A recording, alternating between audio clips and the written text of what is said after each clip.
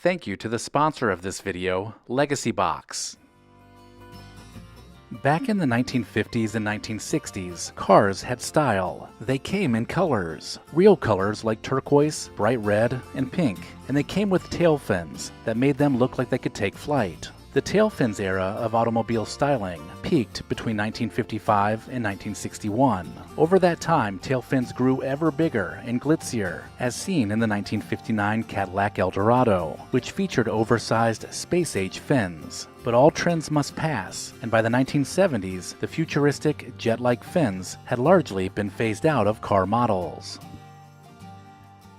A&W drive-in restaurants were a special place in the 1950s and 1960s. The chain was found in most parts of the country, so the restaurant holds a fond place in many people's memories. Not only could you get carside service, but you could listen to your favorite music on the radio from the comfort of your own car. A&W was a go-to place for a date and a favorite place to stop after a night of cruising the strip.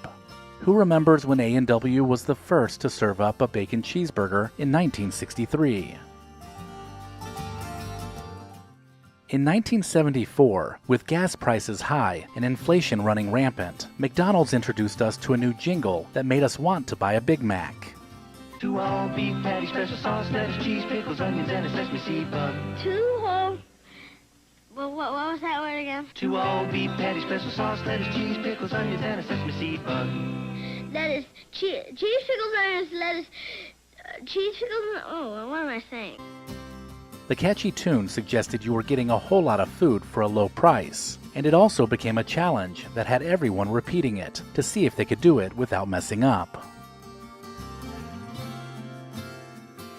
Growing up, it seemed every kid had a couple cap guns they would play with. Whether playing a game of cowboys and Indians, or cops and robbers, having a cap gun with a fresh roll of paper caps loaded into it was the best. The sound, the puff of smoke, and the smell of fresh popped caps is one that is hard to forget. Plus, who didn't love using a rock to try to bust the caps against the sidewalk?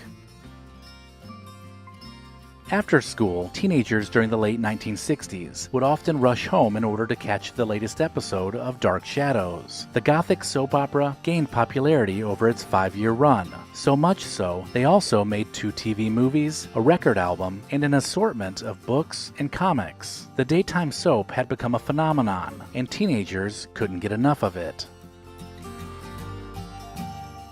After John Glenn drank Tang while he orbited Earth, kids across the country made it their drink of choice. Tang's selling point was that the powder was shelf-stable, and it was sold as a healthier and more convenient alternative to fresh orange juice. Its ties to the space program had it flying off the shelves, and families were waking up to Tang each morning. Although NASA didn't invent the drink, they did make it cool.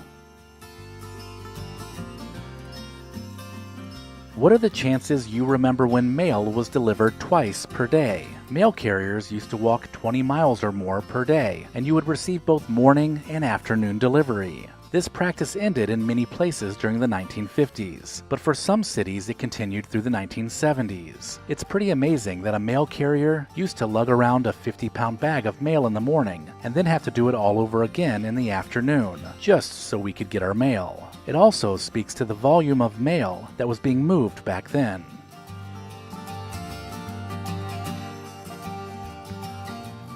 There was a time when you picked up the telephone and spoke to an operator before having your phone call connected. This was before automatic switchboards, which were phased in between the 1950s and the 1970s. Even after the transition to automatic dialing, it was still common to call the operator for many reasons, including directory assistance. Calling information or 411 was still pretty common through the 1990s. That is until the cell phones and the internet changed how we communicate.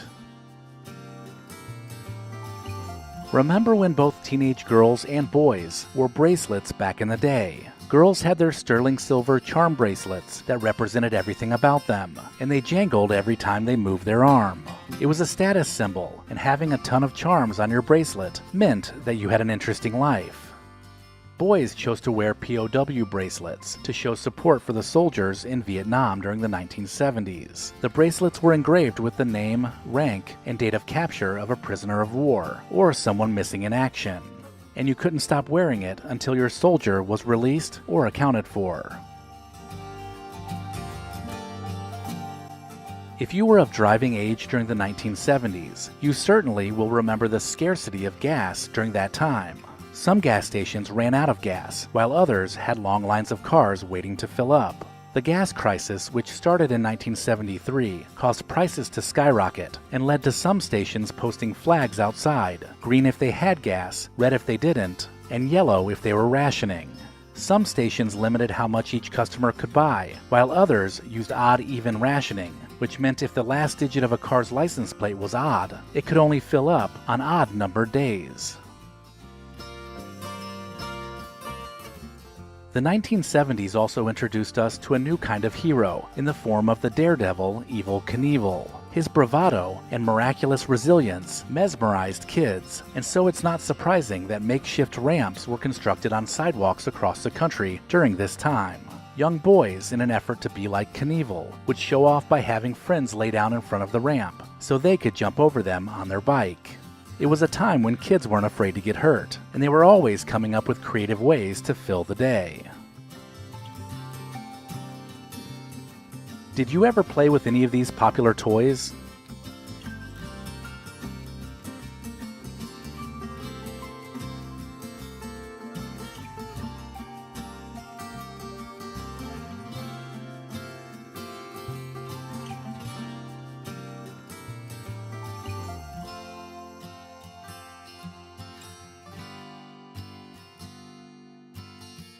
Saturday Night Live was filled with funny sketches that made movie stars out of many of its cast members, but during the late 1970s, an unlikely character had us all tuning in.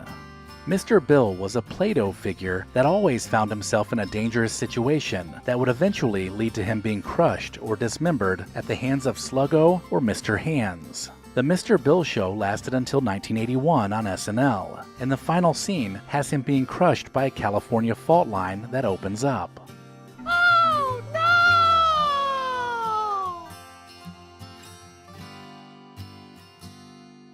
Did you grow up eating a lot of casseroles for dinner? Whether it was tuna or tater tots, this all-in-one meal was the go-to dinner for busy families decades ago. And it makes sense, because in each serving that was dished up, it was an entire meal packed with vegetables, cheese, carbs, and protein. Plus, it was pretty easy to make on a busy weeknight.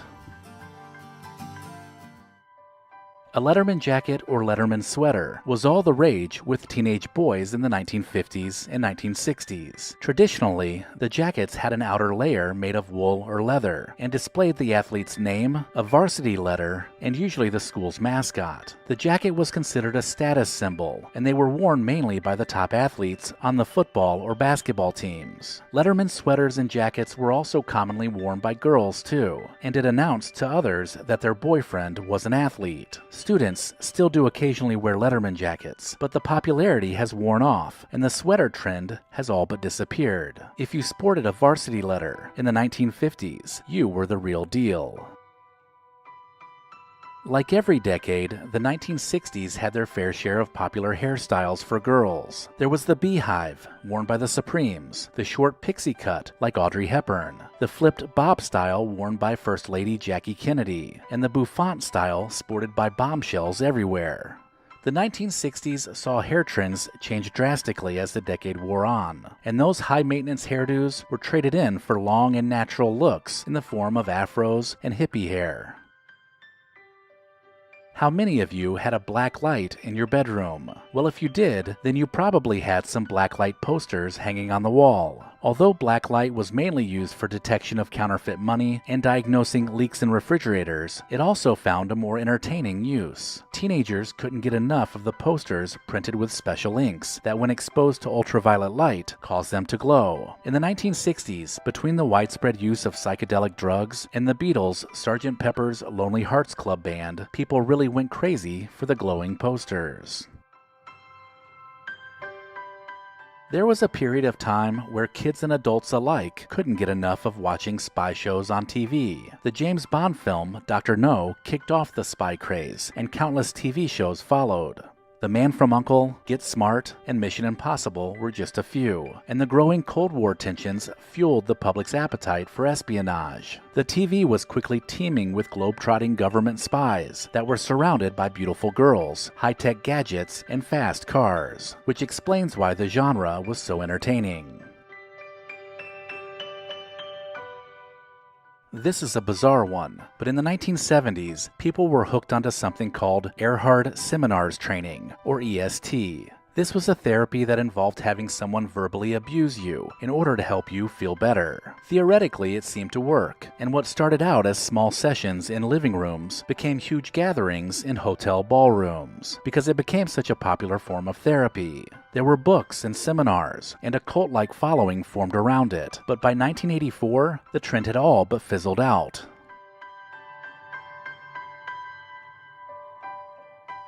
Although the tomb of King Tut was discovered in 1922, there was a renewed interest in the late 1970s and early 1980s when an exhibit titled Treasures of Tutankhamun, which featured artifacts from his tomb like his iconic gold mask, toured the US. This created a cultural obsession with everything Egyptian. Between Steve Martin singing about it on SNL and the Bangles teaching us how to walk like an Egyptian, the King Tut exhibition became a multi-million-dollar industry that had everybody fascinated by it. Although smoking on a plane has long been outlawed, there was a time when smoking was completely acceptable. In the 1960s, many airlines allowed people to smoke, and non-smoking passengers just had to deal with it during their flight. Eventually, a smoking section was created, and there might have even been a curtain that could be drawn to separate the two areas. As time went on, short flights that were under 2 hours began to ban the practice, and then by the early 1990s, smoking on any flight was prohibited. Remember those tiny metal ashtrays in the armrest? They had that flip-up lid that you could fidget with if you weren't smoking. A popular fashion trend that made a bit of a comeback in the 1970s was wearing extra wide ties. Known as a Kipper tie, these things measured up to 6 inches wide, and they sported some bold colors and loud designs. Earth tones, paisley, and various animal prints decorated these polyester ties that were inspired by the ties of the 1940s, but the 1970s made them all their own. The ties were competing against huge floppy collars, so it makes sense that they too had some girth. The tie trend continued into the 1980s, but as time went on, the width shifted back to a more moderate size. If you lived during the 1980s, then you will certainly remember the family sitcoms that were on every major network. The big three were Family Ties, Growing Pains, and The Cosby Show, and everyone had their favorite. While the family sitcoms of the 1980s weren't a new concept, it was a break from the gritty sitcoms of the 1970s. The family formula worked well, and it helped to revitalize network television, while also making teen heartthrobs and huge crushes of some of their teen stars. Everything was big and bulky during the 1980s, including computers. Back then you had to load software using big floppy disks. They started out as literally black and floppy, and as technology evolved, they became a bit smaller and more rigid. The magnetic disk was how you loaded new software onto your computer. This was Microsoft's heyday, and it didn't matter that you needed 15 floppy disks to install Windows, because it was still cutting edge. Finally, if you were a teenage boy during the mid-80s, you probably had a huge crush on either Debbie Gibson or Tiffany. They were rival teen pop singers that rose to fame with big hair, ripped jeans, and a string of singles that dominated top 40 radio. Debbie wrote her own hit songs, while Tiffany sang cover songs that became massive hits too. Remember watching Star Search with Ed McMahon? Well, both tried out for the show, but only Tiffany competed, placing second. It doesn't matter which one you liked more, both of them became popular fixtures of the 1980s. Changing into play clothes after school was a daily occurrence, Monday through Friday, and it marked the transition from the formal classroom to the freedom of the outdoors. Kids would rush home and then shed their nice and often newer school clothing to don their more comfortable and more worn-out play clothes. These clothes often bore the marks of previous outdoor fun, with grass stains, patches, and minor tears that were a testament to the active and adventurous lives of young kids. Heading outside to play was the best part of the day, where kids could meet up with the other neighborhood kids and explore the neighborhood, play games of tag, hopscotch, or even a pickup game of football. This embodied a time when children's imaginations would come up with all kinds of things to keep them busy, right up until the street lamps came on and they headed home. The era of double features brought an air of excitement to the movie-going experience. You would arrive at the theater, purchase a single ticket, and settle in for a movie marathon. The main feature film was often accompanied by a B-movie, allowing moviegoers a 2-for-1 deal. This was perfect for kids who needed to occupy an entire summer afternoon, because as soon as the lights were dimmed, the anticipation would ramp up, making going to a double feature a special treat.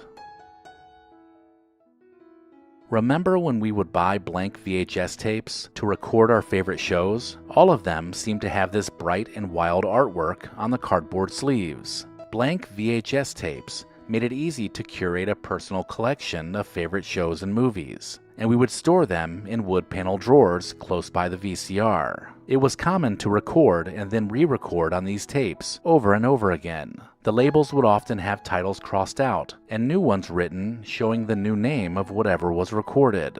And how many times did something important get recorded over? I know this happened a few times in my house. Do you remember watching some of these famous commercials during the 1970s?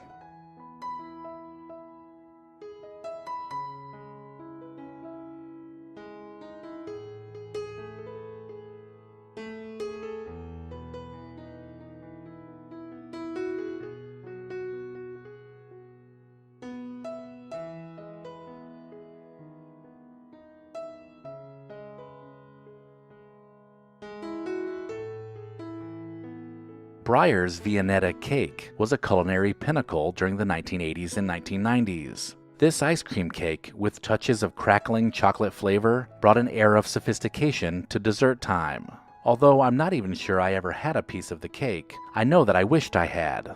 The delicate ribbons of vanilla ice cream and layers of chocolate always looked rich and delicious. Speaking of rich, it also wasn't cheap, making it a dessert that might only make an appearance at special occasions. Viennetta was discontinued in the late 1990s, as were many other fads from that time, but recently the Good Humor Ice Cream Company reintroduced it in hopes its popularity would make a comeback.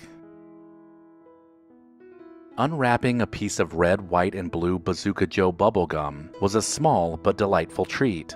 The comic strip that it was wrapped in made it even more enjoyable. These short but humorous comic strips featured the adventures of Bazooka Joe and his friends. Many kids would collect the comic strips, and even trade them with friends to try and complete their collections. The rectangular slab of gum as we remember it was introduced by the Topps Company back in the 1950s, and over the years they produced over 1,500 comic strips. High Karate Aftershave was more than just aftershave. It was a reflection of the changing perceptions of manhood. The ads of High Karate played on the idea that using the aftershave would make men irresistible to women. The playful marketing tapped into the desires and aspirations of men, using humor and often exaggerated scenarios to capture the attention of consumers.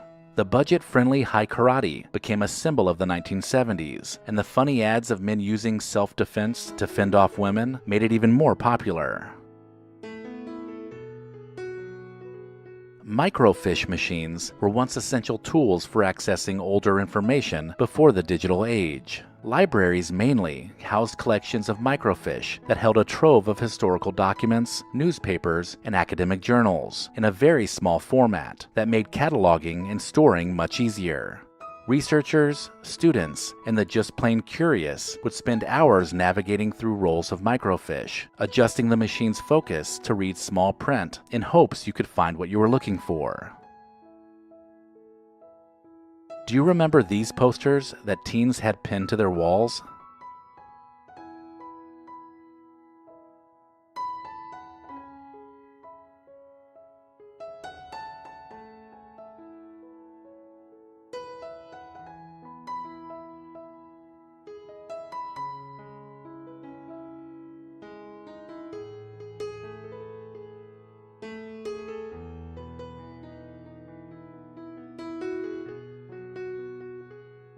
Clove, Beeman, and Blackjack gum are some of the most fondly remembered chewing gums, and that's because many of us grew up chewing it. We all had our favorite. Clove was warm and spicy. Beeman was herbal and a favorite of pilots, and Blackjack had that licorice flavor. Chewing gum, especially these three flavors, transport you right back to the 1960s and connect us to history even further back than that. The gum that originated in the late 1800s may have been something you chewed because your dad or grandpa did too, and the affinity for the gum was passed down to you. Shopping at A&P was once an experience shared nationwide. A&P pioneered many innovations in the grocery business, including the concept of self-service, standardized price tags, and prepackaged foods.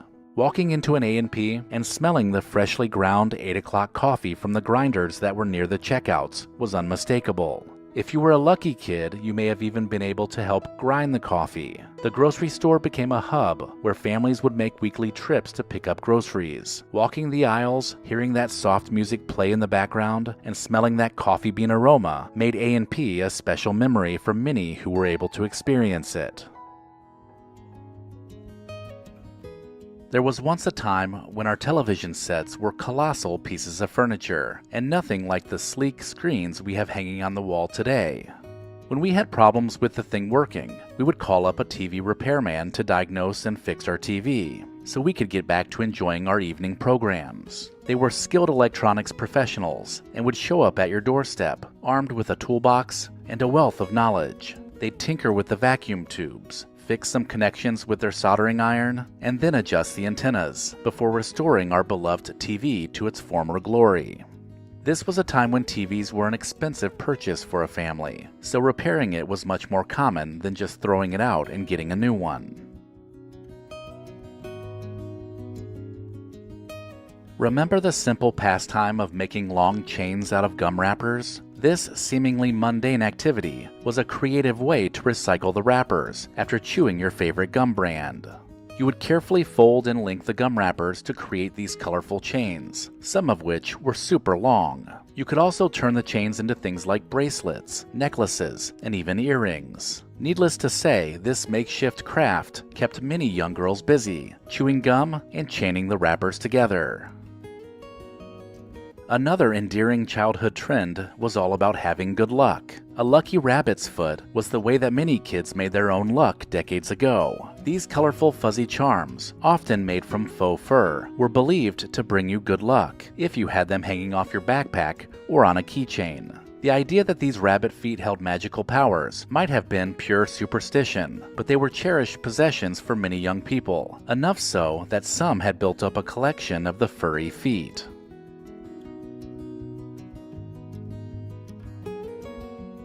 Do you happen to remember these public service announcements?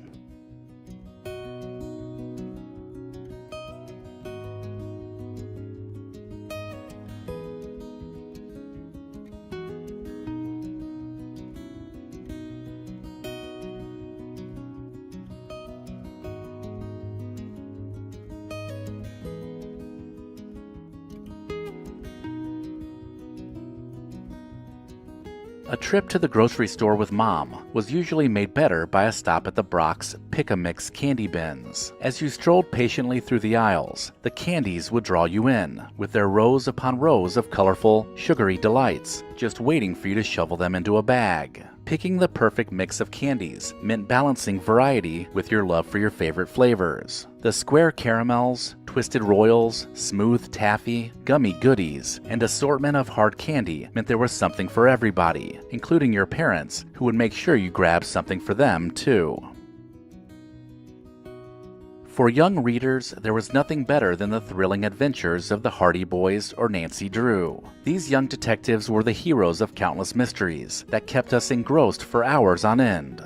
Each book was an escape, filled with intrigue, suspense, and problem-solving that had us eagerly flipping through pages, trying to unravel the mysteries alongside our fictional heroes. These formative series of books fueled a love for reading and made the annual school book fair a treasured event.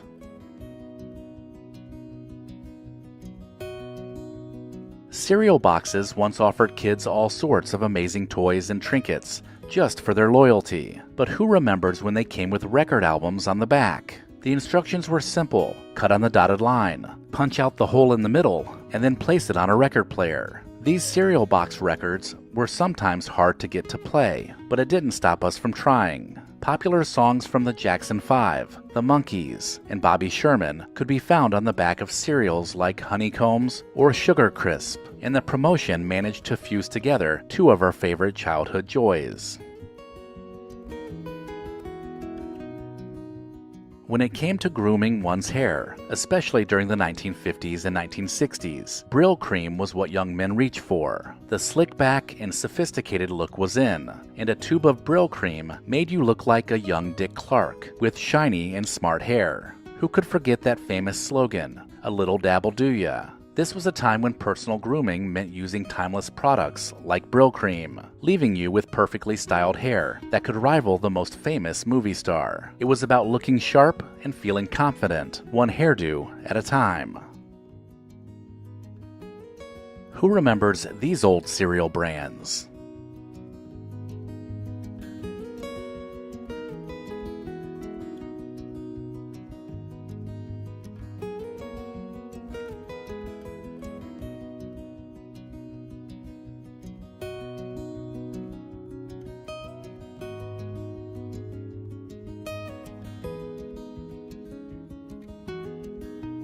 Outside grocery stores, department stores, and strip malls, there were once fantastical kiddie rides that beckoned children to beg their parents for coins. With just a dime or a quarter, you could instantly be turned into an astronaut on a rocket ship, or a cowboy on a trusty steed that had you begging for one more ride. These mechanical rides moved quite slow, up or down, or in a circle, but they were fun nonetheless. These rides also gave us something to look forward to, turning a plain shopping trip into a moment of joy that seems to have disappeared with many of our favorite department stores. There used to be fewer options when it came to morning television for children. There were 3 big networks, plus PBS, and the shows that aired were very distinct in their own unique ways. Shows like Captain Kangaroo and The Electric Company played a significant role in the development of many kids. These shows weren't just about entertainment, they had educational components that engaged young viewers with unforgettable characters. Captain Kangaroo's haircut and red blazer set him apart. Both of these shows also featured Bill Cosby, who took over a segment on Captain Kangaroo called Picture Pages in 1980. This had every kid wanting a marker that made that special sound when it was used. These shows were more than just goofy shows. They were windows to a world of imagination.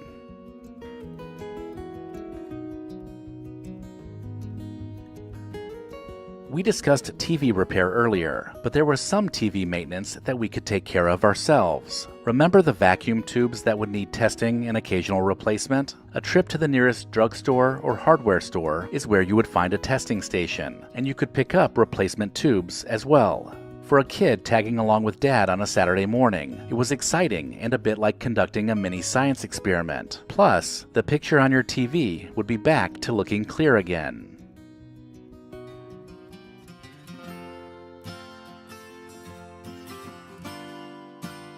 In the past, it was relatively common for grown-ups to send their children to the local convenience stores with handwritten notes. Usually, it was to pick up a pack of cigarettes. This was something that was prevalent in an era when smoking was much more widespread. The note would typically specify the brand and the quantity of cigarettes to buy, and the kid would have cash to pay for it. This was a time when the storekeeper knew many of their customers, and it wasn't unusual for them to honor the note. Before home electronics became much more affordable, some people often rented equipment like televisions and VCRs. Big heavy TVs could be rented from places like Curtis Mathis, and they would deliver it to your door, while VCRs were commonly available at video rental stores. This made using newer technology a bit more affordable for those that needed something for a special occasion. Tinker toys and Lincoln Logs are classic toys that have been enjoyed for generations. But when was the last time you saw them being used? Tinker toys consisted of wooden spools and sticks that could be interconnected to build various structures, encouraging creativity and fine motor skills. Lincoln Logs, on the other hand, were small wooden logs with notches that fit together, enabling kids to build log cabins. Both toys were very popular 50 years ago, and they have left a lasting legacy as timeless toys. But it's difficult to compete with the video games and iPads that kids are addicted to today. Hand-painted signs on buildings were a common way for businesses to advertise in the pre-digital age. Skilled sign painters would use brushes and paint to create intricate and colorful signs that were large and attention-grabbing. The brick buildings along Main Street were the perfect canvases, often featuring elaborate typography and eye-catching designs, adding character to many downtown areas. With the rise of modern printing techniques, sign painters have all but disappeared. Luckily, small towns across the country still have some of these faded ghost signs, and in many cases, they are working to preserve them too. Before the introduction of the self-sticking postage stamp, people had to moisten the back of a stamp with their tongue to activate the glue, and then affix it to an envelope. This was back when writing letters and putting things in the mail was a daily thing. Who remembers when a stamp cost just 6 cents? Well, if you do, then you certainly remember licking the back of hundreds of stamps to mail your share of letters.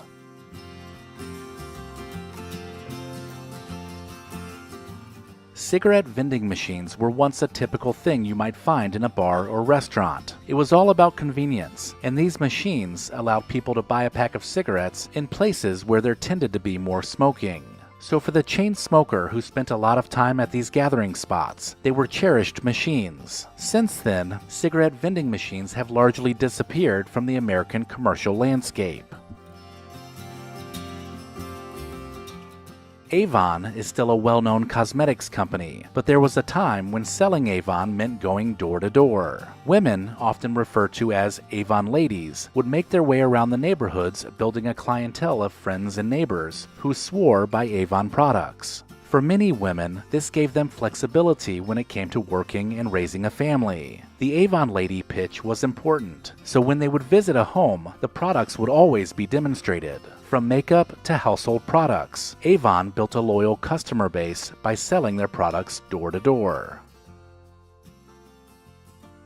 Legs is a brand of pantyhose that used to be sold in large plastic eggs. These egg-shaped containers were distinctive and made Legs a popular choice when it came to buying pantyhose. The packaging actually helped prevent runs in the hosiery and made them easily recognizable on store shelves. Not only would women buy these pantyhose, but the egg-shaped container would often be reused for other purposes, including as makeshift toys for kids.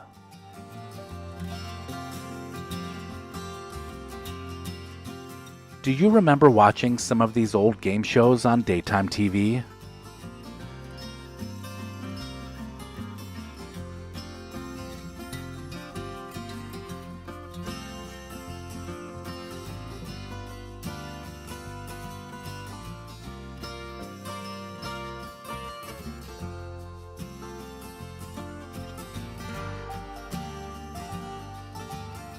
The Draw Your Favorite contest was a marketing campaign used by the art instruction schools in Minneapolis, Minnesota. It was a correspondence course program that taught aspiring artists how to draw. And it would all start with an ad in a magazine or a newspaper. Kids would be encouraged to draw a turtle or a pirate and submit their test for a chance to win prizes or even scholarships to the art school.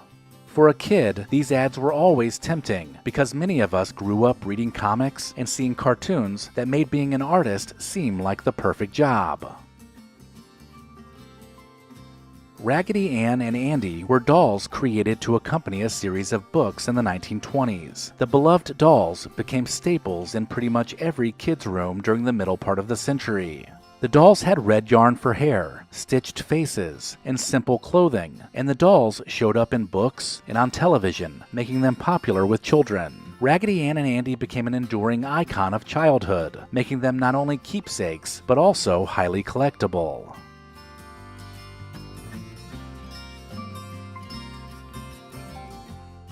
Burger Chef was known for its hamburgers. Ordering a Big Chef and heading over to the Works bar to dress it up was always a treat. This restaurant was special, from the architecture of the building and signage, to the food offerings, which included the first kids' meal called the Fun Burger. It was Burger Chef and Jeff that were the face of the restaurant, and the characters had kids asking to go to Burger Chef quite often. Today, Burger Chef is still fondly remembered as one of America's favorite fast food places, although it was sold to Hardee's back in 1982.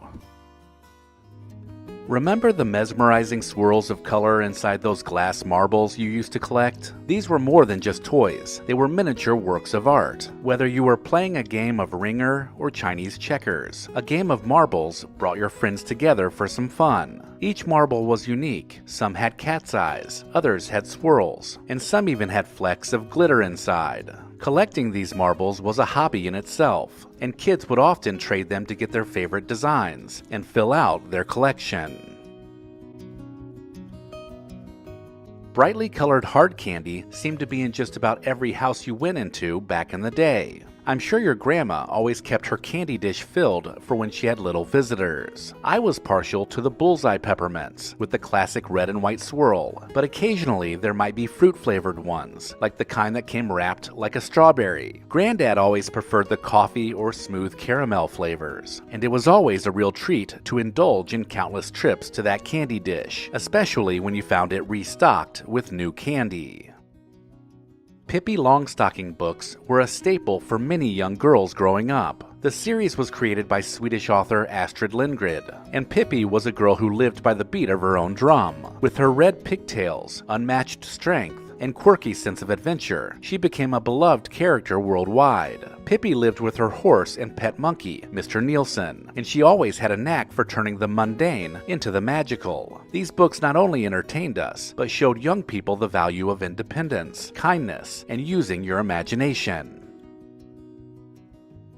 Remember the sounds of those metal garbage cans clanging as they were dragged to and from the curb? Those sturdy cans, often dented and scratched from years of use, were a far cry from today's plastic bins. They had a distinct look and feel, and many children would use the lids as makeshift shields or drums. This type of garbage can was also home to Oscar the Grouch on Sesame Street. The clang of the garbage truck picking them up early in the morning was a familiar sound in neighborhoods pretty much everywhere. February 28, 1983 was a night to remember. This was the night the series finale of MASH drew in over 100 million viewers, making it one of the most watched television events in history. The show about an army surgical hospital during the Korean War blended humor and drama in a way that resonated deeply with audiences. The final episode, Goodbye, Farewell, and Amen, delivered an emotional farewell to the characters we had grown to love over 11 seasons. It ended up being a cultural phenomenon, and the 2.5-hour finale remains one of the most talked about endings in television history. It used to be that wearing aprons was a daily routine for many moms and grandmas. This practical garment protected your clothes from spills and stains while cooking and cleaning.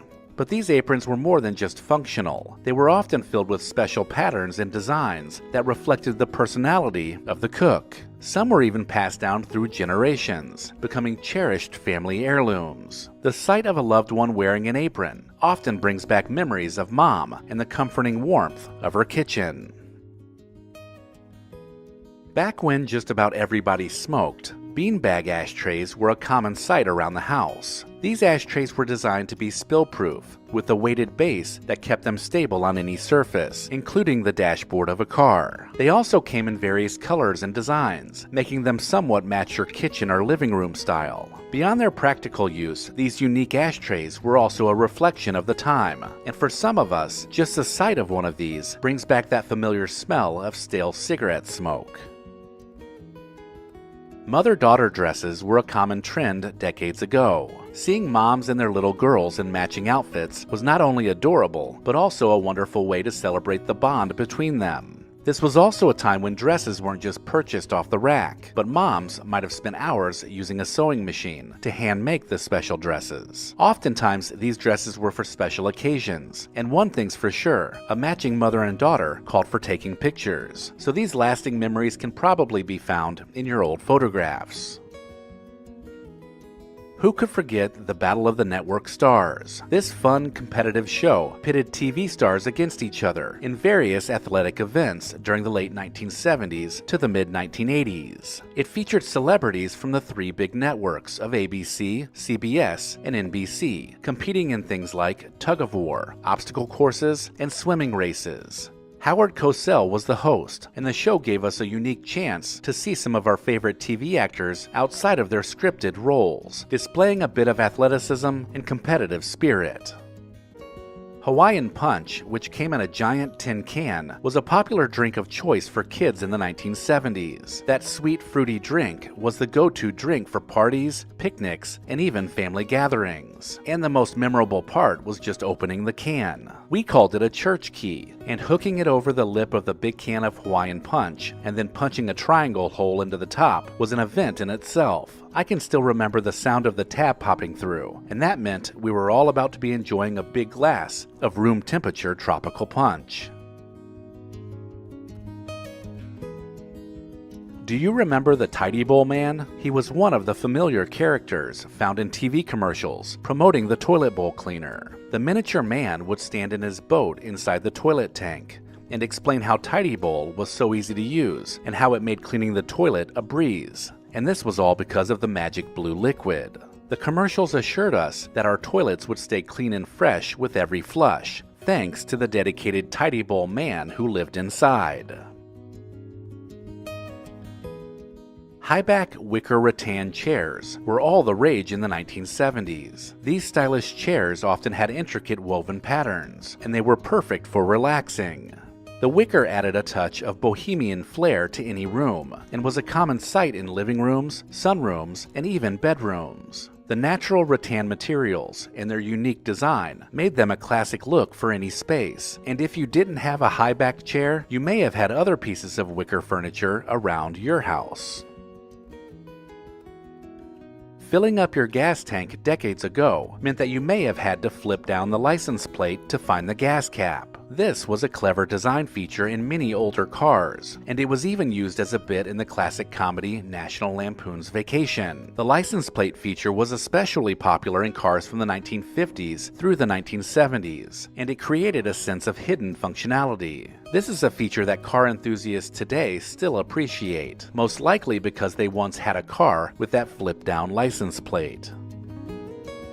Drinking soda out of a glass bottle takes you back, but add in the foam wrapper that used to be on those 16-ounce bottles, and you are really transported back in time. The satisfying pop sound when you open the bottle was just the beginning to that refreshing sip of your favorite soda. The cold, condensation-covered bottles felt good too, because the colorful foam wrappers protected your fingers from the icy chill, and they also gave you something to do, in the form of slowly peeling it off. Coke and Pepsi just seemed to taste better in those heavy glass bottles, something that the plastic of today just can't match. Playing solitaire or Minesweeper during work hours was a common guilty pleasure for many in the early days of personal computers. These simple yet addictive games were a staple on every Windows computer, offering a perfect distraction from the daily grind. The sounds of cards flipping in solitaire, or the suspense of clicking a Minesweeper tile, was a brief escape that has now been replaced by endless scrolling on social media. I would venture to guess that more work hours are wasted now than ever before. But for those of us who remember playing games like Solitaire and Minesweeper, we were the lucky ones to be there where it all started. Having dinner at a Formica table was a hallmark of mid-century family life. These tables with their bright, laminate surfaces came in a variety of colors and patterns, adding flair to any kitchen. The sparkling chrome edges and legs gave them that distinct retro look that fit the 1950s and 1960s perfectly. Family meals at this table were simple and hearty, but most importantly, they were filled with the love of family. Do you remember playing with those plastic parachute men? This was a quintessential childhood pastime that many of us enjoyed. Tossing these tiny figures into the air and watching them float down gently was something that never got old. The inevitable tangling of the parachute strings was just part of the fun, and then wrapping them just right so you could launch them from higher places, like from the top of stairs or up in a tree, trying to achieve that perfect descent. These little toys helped to fill our days spent outside with just our friends and our imagination. Collecting Precious Moments figurines was a beloved hobby that brought sentimental value to many girls. These delicate, sweet figurines, each with their innocent expressions, marked just about every special occasion and milestone. Some people even proudly displayed them in a curio cabinet that housed their entire collection. These also made great gifts too, especially for birthdays, graduations, and weddings. These special figurines were cherished by those who collected them, so much so that the keepsakes are now being passed on to future generations that have no idea what to do with them. Crocheted toilet tissue covers were a charming feature that could most likely be found at your grandma's house. The colorful topper could be made to match any decor, and it reflected the crafty touch that was a labor of love for those that crocheted. They ranged from simple to elaborate creations, some even resembling dolls, and they added a unique way to store extra rolls of toilet paper, which was good, because bathrooms back then were smaller and storage was limited. Eating sherbet out of what looks like a used toilet roll was just something we did a few decades ago. The push pop was a go-to treat whenever the ice cream man circled through your neighborhood. The process of pushing the column of sherbet up the tube, as you quickly ate the soft treat before the sticky melt-off ran all over your hands, was nearly impossible. It was just part of the push pop experience, and it satisfied your sweet tooth on a hot summer day, making them a memorable treat for kids who grew up enjoying them. Thinking about the way Las Vegas used to be evokes memories of a time where neon lights and legendary old-school casinos like the Sands, the Stardust, and the Flamingo defined the Strip. It was not only the era of the Rat Pack, where Frank Sinatra, Dean Martin, and Sammy Davis Jr. brought glamour and excitement to the city, but it was also filled with glitzy showgirls and the unmistakable sound of coin slot machines filling the air, creating a magical backdrop to let it ride. The games, the unforgettable shows, and the smoky casino floors offered a charm that the modern Las Vegas mega resorts just can't replicate, making it one more thing we can never get back. Speaking of gambling, remember that kitschy dogs playing poker painting that was everywhere in the 1970s? There were different variations of the artwork, and the picture was often found in a basement, game room, or bar, where the humor of it added character. The expressions on the dogs' faces, each one telling a different story, captured how most of us were feeling while playing poker. These quirky paintings were part of a broader trend in 1970s decor that could have easily been found hanging next to a velvet Elvis, adding to the unique personality of the time. Before mass-produced artificial Christmas trees, and especially before they were pre-lit with twinkling lights, decorating the Christmas tree meant adding shiny tinsel to every limb. The tinsel was sometimes described as icicles, and the most common type of tinsel in the 1960s was lead foil tinsel. The lead foil kept its shine longer, but was deemed harmful to children because of the risk of lead poisoning. Prior to the 1970s, Christmas trees were covered in the shiny strands, and it created the perfect shimmering effect which made the tree feel magical. The tinsel reflected the tree lights, and created a festive centerpiece for any holiday celebration. Smoking was universally accepted when many of us were growing up. Even some high schools had designated smoking areas for students in between classes. It was a common sight, which is a stark contrast to today's smoke-free campuses. The outside wall where students gathered was also a social hotspot, with some associating it with rebellious behavior. For some of those who frequented the smoking area in high school, this spot is a huge part of their high school experience, which goes to show you just how the times have changed. One skill all of us had from a very young age was knowing how to open a can of Nestle Quik to make chocolate milk. Popping the circle lid off with a spoon and then keeping track of it while you shoveled powder into your milk was something challenging. But the taste of chocolate or strawberry goodness made by Nestle Quik was a favorite for many. Those vintage metal tins, later replaced by plastic containers, added to the fun of a much simpler time and the little rituals that brought us so much joy. To wrap up this video, I want to share a few forgotten ads that became cultural touchstones that shaped our collective memory. So enjoy. Look at this stuff. Some cereal. It's supposed to be good for you. Did you try it? I'm not going to try it. You try it. I'm not going to try it. Let's get Mikey. Yeah. He won't eat it. He hates everything. He likes it. Hey, Mikey. When you bring life home, don't tell the kids it's one of those nutritional cereals you've been trying to get them to eat. You're the only one who has to know. Mr. Copa? Yes. I'm your Bell System Yellow Pages representative. I'm here to help you. Well, I'm in the book. What more can I say? The Bell System Yellow Pages can do the talking for you. You know, the food is great. Mama does all the cooking. Well, say it. I said it. Say it here in the Yellow Pages, where 4 out of 5 people let their fingers do the walking. Mama, he's here to help us. Really? Give him my apron. Get the Yellow Pages talking. Mama does all the cooking. Let your fingers do the walking. Recollection Road loves to recommend LEGACYBOX because we both believe in preserving the past. If you have a cluttered closet with cherished home videos and photos that rarely see the light of day, then you need to visit legacybox.com/recollection. These irreplaceable heirlooms are rapidly fading away, and they deserve to be digitized and shared with family and friends. And right now, LEGACYBOX is offering you $9 tape transfers. The process is simple. Send in your LEGACYBOX filled with old VHS tapes, camcorder tapes, and pictures. Their team will professionally digitize everything by hand, right here in the USA. You'll get the originals returned to you, along with organized digital copies. I love LEGACYBOX because it makes all my favorite memories available anytime. I can post them on social media or pull up a slideshow on my TV, which keeps special family moments alive. Visit legacybox.com/recollection to shop their $9 tape sale. That's legacybox.com/recollection to unlock this incredible offer. Let me know in the comments if I missed anything, and make sure to check the description of this video for links to pick up a t-shirt and sign up for the newsletter. Also, don't forget to visit our friends at Horn and Hardart to save 10% on your next order. Visit hornandhardart.com/recollection. Thank you to our loyal Patreon supporters listed here. Visit patreon.com/recollectionroad to join the club.